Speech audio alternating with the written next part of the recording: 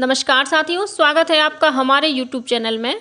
आप छत्तीसगढ़ की किस जगह से हमारे समाचार सुन रहे हैं, कृपया कमेंट बॉक्स में लिखकर हमें जरूर बताएं। रायपुर से प्रस्तुत हैं छत्तीसगढ़ के प्रादेशिक समाचार। समाचारों के साथ में रजनी शुक्ला। पहले मुख्य समाचार। प्रधानमंत्री आज वीडियो कॉन्फ्रेंसिंग के जरिए 9वें रोजगार मेला में केंद्र सरकार के विभिन्न संस्थानों के लिए चयनित नवनियुक्तियों को नियुक्ति पत्र प्रदान करेंगे। रायपुर एम्स सभागार में भी आयोजित किया जाएगा रोजगार मेला। प्रदेश में छत्तीसगढ़ ग्रामीण आवास न्याय योजना हुई शुरू। सांसद राहुल गांधी ने बिलासपुर जिले के ग्राम परसदा सकरी में आयोजित आवास न्याय सम्मेलन में इस योजना का शुभारंभ किया। भाजपा की परिवर्तन यात्राओं में कल केंद्रीय राज्य मंत्री नित्यानंद राय, विश्वेश्वर टूडू, श्रीपद नाइक सहित पार्टी के अन्य वरिष्ठ नेता शामिल हुए। आज केंद्रीय मंत्री मीनाक्षी लेखी कोटा में जनसभा को संबोधित करेंगी। और छत्तीसगढ़ीय ओलंपिक के तहत राज्य स्तरीय प्रतियोगिता कल से रायपुर में हुई शुरू। अब समाचार विस्तार से। प्रधानमंत्री नरेंद्र मोदी आज 26 सितंबर को वीडियो कॉन्फ्रेंसिंग के जरिए 9वें रोजगार मेला में केंद्र सरकार के विभिन्न संस्थानों के लिए चयनित नवनियुक्तियों को नियुक्ति पत्र प्रदान करेंगे। साथ ही वे नवनियुक्तों को संबोधित भी करेंगे। छत्तीसगढ़ में भी भारतीय डाक विभाग रायपुर द्वारा अखिल भारतीय आयुर्विज्ञान संस्थान एम्स के सभागार में सुबह 9:30 बजे से रोजगार मेला का आयोजन किया जाएगा। इस अवसर पर विभिन्न विभागों में चयनित अभ्यर्थियों को नियुक्ति पत्र प्रदान किए जाएंगे। प्रदेश में छत्तीसगढ़ ग्रामीण आवास न्याय योजना कल से शुरू हो गई है। सांसद राहुल गांधी ने अपने छत्तीसगढ़ प्रवास के दौरान बिलासपुर जिले के ग्राम परसदा सकरी में आयोजित आवास न्याय सम्मेलन में इस योजना का शुभारंभ किया। इस योजना के तहत प्रदेश में सामाजिक आर्थिक सर्वेक्षण के मुताबिक 47,000 से अधिक आवासहीन परिवार और PMAY की प्रतीक्षा सूची के करीब 7 लाख परिवार लाभान्वित होंगे। इन्हें आवास बनाने के लिए राज्य सरकार राशि उपलब्ध कराएगी। कार्यक्रम में श्री गांधी ने ग्रामीण आवास न्याय योजना के तहत करीब 30,000 हितग्राहियों को आवास स्वीकृति पत्र प्रदान किए। साथ ही 1 लाख हितग्राहियों को प्रथम किस्त के रूप में 25-25 हजार रुपए की राशि ऑनलाइन वितरित की। कार्यक्रम में मुख्यमंत्री निर्माण श्रमिक आवास सहायता योजना के तहत 500 हितग्राहियों के खाते में 1-1 लाख रुपए की राशि अंतरित की गई। साथ ही नगरीय क्षेत्रों में 1000 से अधिक हितग्राहियों को वन अधिकार पत्रों का भी वितरण किया गया। वहीं सांसद श्री गांधी ने करीब 2500 शिक्षकों को नियुक्ति पत्र सौंपने के साथ ही स्व सहायता समूह द्वारा संचालित गनियारी नगोई गारमेंट फैक्ट्री का भी लोकार्पण किया। कार्यक्रम को संबोधित करते हुए सांसद राहुल गांधी ने कहा कि राज्य की कांग्रेस सरकार ने लोगों से जो भी वायदे किए गए थे उसे पूरा किया है।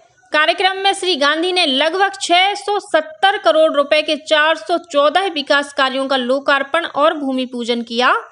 कार्यक्रम में मुख्यमंत्री भूपेश बघेल और उप मुख्यमंत्री TS सिंहदेव सहित राज्य मंत्रिमंडल के सदस्य उपस्थित थे।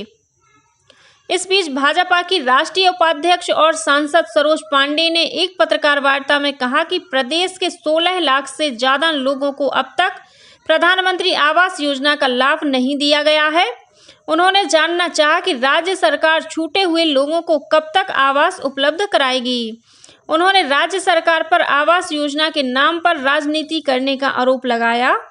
सुश्री पांडे ने कहा कि भाजपा ने जनता के हक की लड़ाई सड़कों पर लड़ने की शुरुआत की है और उन्हें सफलता मिल रही है। भारतीय जनता पार्टी द्वारा जसपुर से शुरू हुई दूसरी परिवर्तन यात्रा कल जांजगीर चांपा जिले के पामगढ़ पहुंची, जहां पार्टी के पदाधिकारियों और कार्यकर्ताओं ने इस यात्रा का स्वागत किया। परिवर्तन यात्रा में केंद्रीय गृह राज्य मंत्री नित्यानंद राय, पूर्व मुख्यमंत्री डॉक्टर रमन सिंह, नेता प्रतिपक्ष नारायण चंदेल और पूर्व मंत्री अमर अग्रवाल शामिल हुए और सभा को संबोधित किया। केंद्रीय गृह राज्य मंत्री नित्यानंद राय ने कहा कि राज्य सरकार केंद्र की योजनाओं को अपनी योजना बताकर लागू कर रही है। उन्होंने राज्य सरकार पर इन योजनाओं में घोटाला और भ्रष्टाचार करने का आरोप लगाया। इसी तरह नरियरा में आयोजित सभा को भी केंद्रीय राज्य मंत्री नित्यानंद राय ने संबोधित किया। वहीं जांजगीर में आयोजित एक पत्रकार वार्ता में केंद्रीय जल शक्ति राज्य मंत्री विश्वेश्वर टूडू ने आरोप लगाया कि राज्य सरकार ने लोगों से वादा खिलाफी की है। उन्होंने प्रधानमंत्री आवास योजना के लाभ से वंचित रखा। साथ ही जल जीवन मिशन के कार्य में भी गड़बड़ी की जा रही है। इस बीच परिवर्तन यात्रा के दौरान मस्तूरी में आयोजित सभा में ब्लॉक कांग्रेस अध्यक्ष सहित 100 लोगों ने भाजपा प्रवेश किया। नेता प्रतिपक्ष नारायण चंदेल ने उन्हें पार्टी की सदस्यता दिलाई। वहीं आज भाजपा की परिवर्तन यात्रा में केंद्रीय मंत्री मीनाक्षी लेखी शामिल होंगी। उधर दंतेवाड़ा से शुरू हुई पहली परिवर्तन यात्रा कल बलौदाबाजार जिले के कसडोल पहुंची। इस यात्रा में केंद्रीय परिवहन राज्य मंत्री श्रीपद नाइक, भाजपा के प्रदेश अध्यक्ष अरुण साव, पूर्व विधानसभा अध्यक्ष गौरीशंकर अग्रवाल, गुरु बालदास, शिवरतन शर्मा और महेश गागड़ा शामिल हुए। केंद्रीय परिवहन राज्य मंत्री श्रीपद नाइक ने सभा को संबोधित करते हुए कहा कि आज पंडित दीनदयाल उपाध्याय की जयंती है और उन्होंने अंत्योदय का सिद्धांत हमें दिया है। समाज के अंतिम पंक्ति के अंतिम व्यक्ति को स्वावलंबी बनाने के लिए प्रधानमंत्री नरेंद्र मोदी कार्य कर रहे हैं। उन्होंने कहा कि छत्तीसगढ़ सरकार ने पर्यटन के विकास के लिए कोई कार्य नहीं किया है। 5 सालों के दौरान कोई भी प्रस्ताव बनाकर केंद्र को नहीं भेजा गया है। वहीं सभा को संबोधित करते हुए भाजपा के प्रदेश अध्यक्ष अरुण साव ने कहा कि कांग्रेस सरकार ने जो भी वायदे किए उन्हें पूरा नहीं किया है। 200 फूड प्रोसेसिंग यूनिट लगाने और शराबबंदी का वादा किया था, जिसे पूरा नहीं किया गया। इसके बाद यह परिवर्तन यात्रा बिलाईगढ़ पहुंची, जहां भाजपा के प्रदेश अध्यक्ष अरुण साव, पूर्व विधानसभा अध्यक्ष गौरीशंकर अग्रवाल और शिवरतन शर्मा ने सभा को संबोधित किया। इससे पहले पंडित दीनदयाल उपाध्याय की जयंती पर पिथौरा में आयोजित कार्यक्रम में भाजपा के प्रदेश अध्यक्ष अरुण साव, पूर्व विधानसभा अध्यक्ष गौरीशंकर अग्रवाल और विधायक शिवरतन शर्मा शामिल हुए। प्रदेश में मेरी माटी मेरा देश अभियान के तहत गांव के सभी घरों से अमृत कलश में मिट्टी और चावल संग्रहण कार्य 30 सितंबर तक किया जाएगा।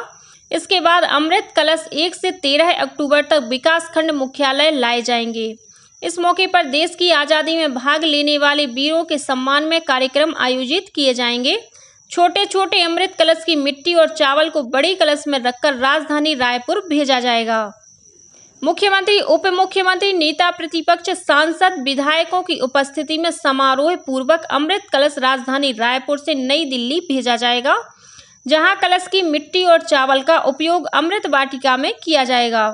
इस संबंध में राज्य सरकार ने सभी कलेक्टरों को अमृत कलश यात्रा के कार्यक्रम को प्रभावी ढंग से मनाए जाने के निर्देश दिए हैं।